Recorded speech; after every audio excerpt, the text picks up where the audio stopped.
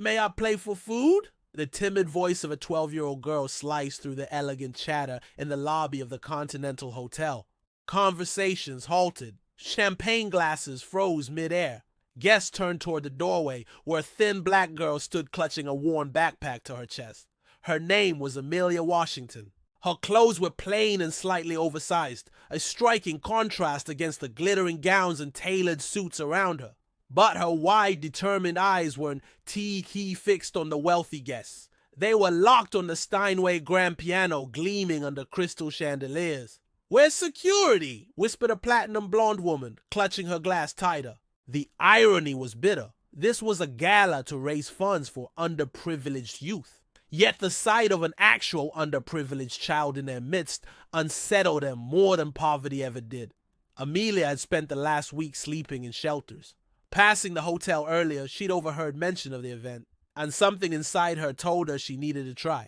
From across the room, Victoria Sterling, the event organizer and heir to an old family fortune, approached. At 45, she radiated polished superiority. "Darling," she said with a patronizing smile, "this is no place for you. There's a McDonald's 2 blocks away." "I just want to play," Amelia replied softly, but with growing resolve. "One song, for a plate of food." Laughter rippled through the crowd. She thinks she can play?" scoffed a man in a navy suit. "She probably doesn't even know where Middlesea is," added another woman, shaking her head. But Amelia stood tall, dignity radiating from her small frame. She didn't look away. Her fingers twitched against the fabric of her backpack, tracing invisible melodies, a nervous habit born of long, hard nights.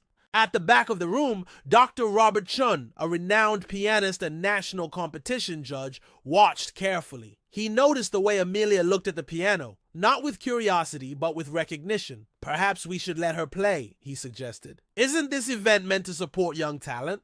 Victoria's laugh rang out sharp and cruel. "Robert, please. Children like her don't have access to music education. It's impossible." But what no one knew was that Amelia's earliest years had been steeped in music. Her grandmother, Betty Washington, a brilliant pianist denied recognition because of her race, had been her first and only teacher. Before Betty's passing, she had instilled in Amelia not only technique, but a truth. Music never lies, and it knows no prejudice. Now, facing ridicule, Amelia heard her grandmother's voice echo. "Let the music speak for you, my dear."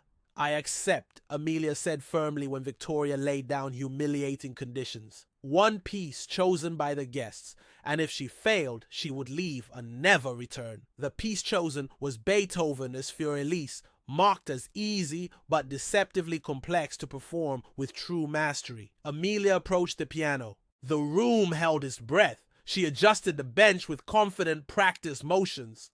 Dr. Chun stiffened. "Those are not the movements of a beginner." Her hands touched the keys. The first note rang out, not hesitant but pure, resonant, commanding. Gasps scattered through the room. Then the melody began. Each phrase was shaped with artistry far beyond her years. Her fingers flowed with both precision and emotion. The crowd fell into stunned silence. Champagne glasses stilled. Even the waiters froze mid-step. This wasn't mimicry, it was mastery. Dr. Chun leaned forward, all written on his face. "This child, she's a phenomenon." Victoria, pale now, muttered, "She must have memorized it from YouTube."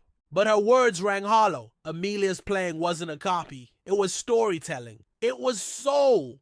As the final notes of Für Elise faded, Amelia kept her hands hovering over the keys, holding the silence captive. Then she turned, no longer the shy child begging for food, but a young artist who had just claimed her place in the world. Applause erupted, first from Dr. Chun, then spreading like wildfire until the hall thundered with ovation. Victoria's humiliation was complete, but the evening held one more revelation. When Dr. Chun asked her name, Amelia replied, "Amelia Washington." Shock flashed across his face. "Washington? Are you Betty Washington's granddaughter?" The crowd stirred. Betty Washington, an unrecognized legend among musicians, denied greatness by racism yet revered as a teacher, was known in hushed tones. Now her legacy had reemerged in this child. Victoria sneered. "So what? She's still just a homeless girl sneaking into a gala." Amelia rose. Her voice was clear, steady. "You're right. I shouldn't be here tonight. I should be at Carnegie Hall, where I have a recital next week." The room froze. I am the youngest pianist ever admitted to Juilliard's Young Artist program, the current national under-15 champion, and tonight, she paused, letting the silence stretch. Tonight, I came disguised as a hungry child because PBS is filming a documentary on prejudice and access to the arts. Hidden cameras have recorded everything you said and did. Gasps. Panic. Guests fumbled for their tickets, remembering too late the release clause buried in fine print. Amelia continued calmly. This documentary will show the world how talent is dismissed when it doesn't fit privileged expectations, and how those who claim to support the arts react when real art challenges their assumptions. Victoria staggered, desperate. This is a trick! But the truth was undeniable. 6 months later, Amelia stepped out of a limousine at Carnegie Hall, an elegant gown replacing her shabby clothes. She waved to cheering fans before making her debut as the youngest soloist of the season. The documentary Faces of Discrimination had gone viral with millions of views and a national broadcast. It exposed not only Victoria Sterling, but the hypocrisy of an entire system. Conservatories across the country reformed admissions. New scholarships bloomed. Dozens of children from disadvantaged backgrounds were given chances once denied. And Victoria? She had lost everything. Her reputation, her business, her place in high society. She now worked quietly at a small law firm, a cautionary symbol of arrogance undone. Amelia, meanwhile, carried forward her grandmother's legacy. Music, she told a national audience, knows no color, no class, no address. It only knows truth. And when you play with truth and passion, no barrier can stop you.